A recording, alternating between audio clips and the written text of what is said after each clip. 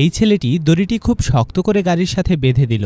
এরপর তারা বেলুনে করে পার্টি করতে রওনা হলো। একটু পর মেয়েটি দেখতে পেল যে তারা অনেক উপরে উঠে পড়েছে। এটা দেখে ছেলেটির বন্ধু বলল, তুমি কি দড়িটি শক্ত করে বাঁধোনি? ছেলেটি বিশ্বাসের সাথে বলল, হ্যাঁ, আমি দড়িটি শক্ত করে বেঁধেছিলাম। এই নিয়ে তাদের মাঝে হাতাহাতি শুরু হয়ে গেল। একটু পর মেয়েটি দেখতে পেল যে তারা একদম হুইল মিলের কাছে চলে এসেছে। এটা দেখে সবাই অনেক ভয় পেয়ে গেল। তারা গ্যাসের গতি বাড়িয়ে দিতে চাইল, কিন্তু ততক্ষণে গ্যাস শেষ হয়ে গিয়েছিল। এটা দেখে সবাই অনেক ভয় পেয়ে যায়। তারা যাতে বেলুন থেকে পড়ে না যায় তার জন্য তারা বেলুনের দড়িগুলোকে খুব শক্ত করে ধরল।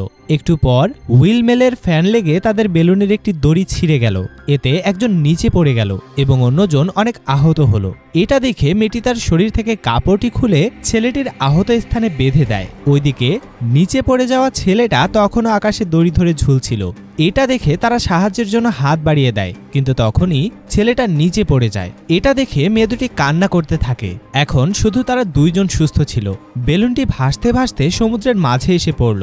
মেয়ে দুটি সমুদ্রের মাঝখানে একটা জাহাজ দেখতে পায়। তখন তারা সাহায্যের জন্য হাত নাড়াতে শুরু করে, কিন্তু নৌকায় থাকা লোকজন ভাবছে তারা হয়তো তাদের হাই দেওয়ার জন্য হাত নাড়ছে। ওইদিকে ছেলেটা হাত নাড়তে গিয়ে সমুদ্রে পড়ে যায়। এবার বেলুনটি আস্তে আস্তে সমুদ্রের মাঝখানে নেমে পড়ে। তারা সমুদ্রে ডুবে যেতে লাগলো। ঠিক তখনই গ্যাসের বোতলটি সমুদ্রের নিচ থেকে উপরে উঠে এলো আর তারা সেটা ধরে সাঁতার কাটতে লাগলো।